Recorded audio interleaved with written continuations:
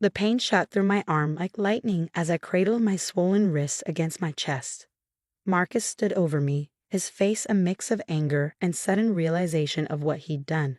Mom and Dad rushed into the kitchen, drawn by the sound of my scream and the crash of plates hitting the floor. "What happened here?" Dad demanded, looking between us. Before I could speak, Marcus jumped in. Emma was being clumsy again, knocked over the dishes while loading the dishwasher. His voice was steady, practiced. At 28, my older brother had perfected the art of lying to our parents. I was 22, home from college for summer break, and this wasn't the first time Marcus had hurt me. It started with small things: pushes, shoves, accidental trips. But today was different. He grabbed my wrist and twisted it because I'd refused to give him my car keys. He needed money, he said, and was planning to sell my car without asking. "No," I said, wincing through the pain. He twisted my wrist because I wouldn't let him take my car. Mom's face immediately shifted into damage control mode. "Emma, honey, you're being dramatic. I'm sure it was just a misunderstanding." I held up my rapidly swelling wrist, which was now turning an alarming shade of purple. "This isn't a misunderstanding, Mom. Look at it." Dad stepped closer, his expression darkening as he examined my wrist. For a moment, I thought he might finally see the truth, but then Marcus spoke again. "I barely touched her, Dad. You know how she exaggerates everything." Mom was already reaching for her car keys. "We should get this checked out, just in case." "Emma, remember what we talked about. Family problems stay within the family." The drive to the emergency room was tense. Marcus sat in the back with me, shooting me warning glances while Mom rehearsed the story we were supposed to tell. "You were carrying too many plates, lost your balance on the kitchen step. It's simple, believable, and nobody needs to ask any more questions." I stayed silent, tears rolling down my cheeks, not just from the physical pain, but from the familiar ache of being silenced, of watching my family choose Marcus over me again and again. At the hospital, the nurse who checked us in, her name tag read Sandra, noticed my hesitation when Mom explained about the stairs and plates. Her eyes lingered on the distinctive finger-shaped bruises forming around my wrist. "I need to examine the patient alone," Sandra said firmly when Mom tried to follow me into the exam room. "Standard protocol." "But I'm her mother," Mom protested. "And I'm her nurse," Sandra replied, her tone leaving no room for argument. "Please wait outside." Once the door closed, Sandra's professional demeanor softened. She pulled up a chair and sat at eye level with me. "Emma, I need you to be honest with me. Those marks on your wrists, they're not from falling with plates, are they?" I stared at the floor, years of family loyalty warring with the desperate need to finally tell someone the truth. Sandra waited patiently, her presence somehow both professional and comforting. "My brother," I whispered finally. "He twisted my wrist because I wouldn't let him take my car." Sandra nodded, making notes in my chart. "Has this happened before?" The floodgates opened. I told her about the years of accidents, the push falls, the playful shoves that left bruises. How my parents always dismissed it, how Marcus always had an excuse, how I'd learned to stay quiet to keep the peace. "He's their golden boy," I explained, wiping tears with my good hand. "Star athlete, successful business career. They'd never believe he'd do anything wrong." Sandra's face remained neutral, but I saw something flash in her eyes. Determination, maybe, or resolve. "I need to step out for a moment to order your x-ray," she said, standing up. "Is there anyone you'd like me to call? Someone outside your family?" I thought of my best friend Lily, who'd been telling me for years to stand up to Marcus. "Yes," I said, giving Sandra her number. As Sandra left the room, I heard my mother's voice in the hallway, still trying to manage the situation. It was just a simple accident. But something was different now. For the first time in years, someone was listening to my side of the story. I didn't know what Sandra was going to do, but as I sat there holding my throbbing wrist, I felt a strange mix of fear and hope. The x-ray would confirm what I already knew. My wrist was fractured. What I didn't know was that Sandra's quiet exit from my exam room would set in motion a chain of events that would change everything. The x-ray results came back confirming a clear spiral fracture, the kind that typically occurs from twisting, not falling. As Sandra explained this to me, I heard commotion in the hallway. Through the small window in the exam room door, I could see my parents arguing with someone. "Family problems should be handled privately," my mother's voice carried through. "There's no need for all this." Then a new voice, firm and authoritative. "Mrs. Carter, this is hospital protocol when we suspect non-accidental injury." My heart raced. Next to me, Sandra continued wrapping my wrist as if she couldn't hear the chaos outside. But I noticed her deliberate movements, how she was documenting every bruise with her phone's camera. "This is absurd," my father's voice boomed. "Our son would never." The door opened, cutting him off. A woman in a blazer entered, followed by 2 police officers. My mother's face went pale. "Hello, Emma. I'm Detective Martinez," the woman said, showing her badge. "We'd like to ask you a few questions about your injury." Before I could respond, my mother burst into the room. "Emma, remember what we discussed. Family loyalty." "Mrs. Carter," Detective Martinez interrupted, "I need you to wait outside while we speak with your daughter." "I know my rights. I'm her mother. And right now, you're interfering with an investigation." The detective's tone left no room for argument. "Please wait outside with your husband and son." After they left, Sandra stayed with me while I told Detective Martinez everything. Years of incidents, documented with dates and details I'd kept hidden in a journal on my phone. Photos of previous bruises I'd taken but never shown anyone. Text messages from Marcus threatening me if I ever snitched. "Your friend Lily is on her way," Sandra mentioned during a pause. "She's offered you a place to stay." I nodded, grateful. The thought of going home seemed impossible now. Through the window, I could see Marcus pacing, his confident facade cracking. Our parents huddled together, looking lost and afraid. For once, they weren't in control of the narrative. Detective Martinez made notes as I spoke, her face professional but kind. "Emma, what you're doing right now, speaking up, it's incredibly brave. We can file for an immediate protective order." My parents, I hesitated. "They'll never forgive me." "Maybe," Sandra said gently, "they need to earn your forgiveness instead." Soft knock interrupted us. Lily poked her head in, her face full of concern and determination. Seeing her, someone who had always believed me, always encouraged me to stand up for myself, gave me strength. "I'd like to press charges," I said firmly, looking directly at Detective Martinez.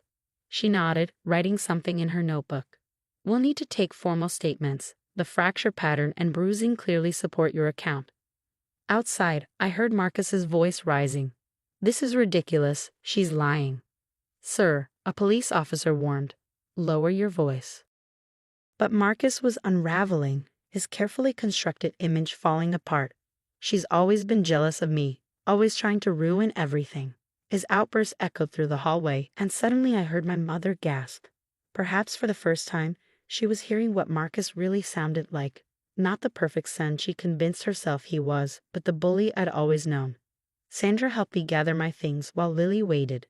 Detective Martinez explained the next steps: formal statements, photographs, the protective order process. It felt surreal, like watching someone else's life unfold. "Emma." My father appeared in the doorway, looking older than I'd ever seen him. "Please, can we just talk about this as a family?" Detective Martinez stepped between us. "Mr. Carter, any communication needs to go through proper channels now." As Lily led me toward the exit, I passed my mother. She reached for me, tears in her eyes. "We were just trying to protect the family," she whispered. I stopped, turning to face her. "No, Mom, you were protecting Marcus. You just never realized the family needed protection from him." Her hand dropped, and in that moment I saw something shift in her expression. The first crack in her denial, perhaps. Or maybe just the realization that she couldn't control this situation like she had controlled everything else. Marcus stood at the end of the hallway, flanked by police officers, his face a mask of fury and disbelief. Our eyes met briefly. For the first time in my life, I didn't look away first. As Lily drove me to her apartment, I felt a complex mix of emotions: fear, relief, guilt, and something else. Something that felt like freedom.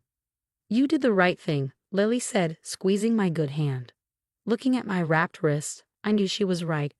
But I also knew this was just the beginning. The hard part, standing firm against the pressure, guilt, and manipulation that would surely come, was still ahead. What I didn't know then was that Sandra hadn't just called the police. She'd set in motion a series of events that would expose far more than just my broken wrist. A week after the hospital incident, sitting in Lily's cozy apartment, I discovered what Sandra had really done. Detective Martinez visited with a thick file under her arm. We found 7 other reports, she said, spreading documents across the coffee table, all from different hospitals over the past 5 years. Young women with suspicious injuries, all mentioning your brother Marcus. My hands shook as I looked at the reports. College girls, co-workers, even a former neighbor, all had sought medical attention for injuries they claimed were accidents. All had eventually withdrawn their complaints after pressure from their families or Marcus's connections. Sandra recognized him, Detective Martinez explained. She treated one of the previous victims. This time, she made sure everything was properly documented. The detective slid another paper across the table. A statement from Marcus's ex-girlfriend Jessica, dated 3 years ago.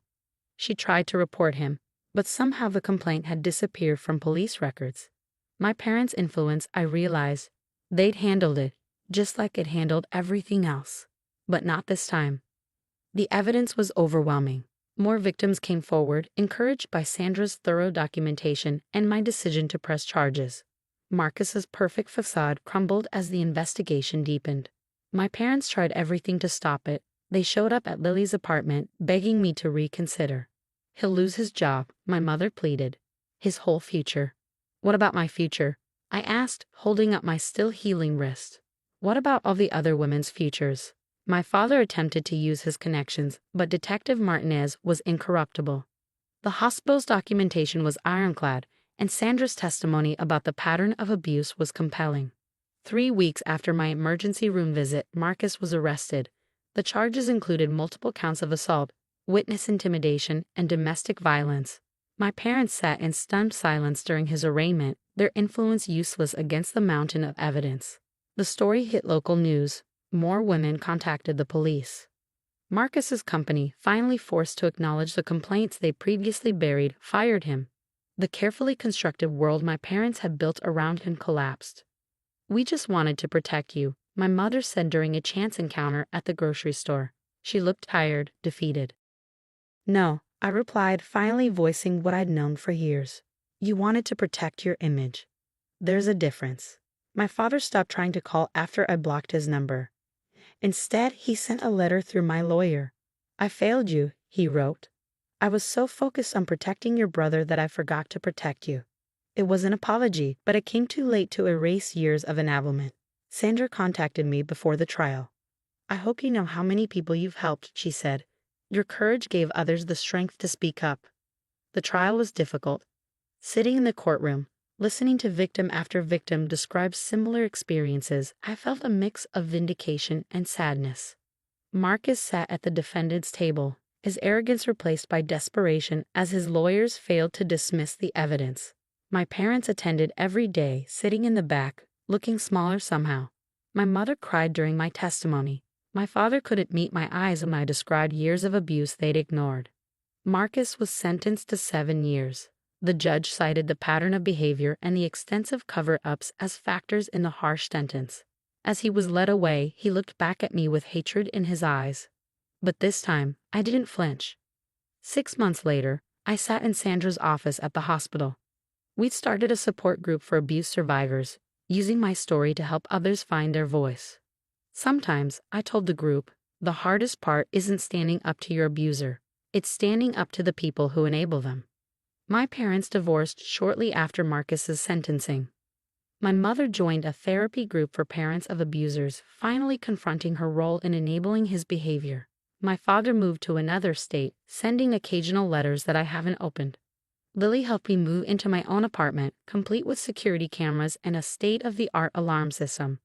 Just in case, she said, though we both knew Marcus wouldn't be free for years. The spiral fracture in my wrist healed, leaving a slight ache during cold weather, a reminder not of the pain, but of the day I finally stood up for myself. Last week, I received a card from Sandra. Inside was a photo of our support group and a note. Sometimes the strongest families are the ones we choose. Looking at my healed wrists, I knew she was right. Strength wasn't in keeping quiet to protect others.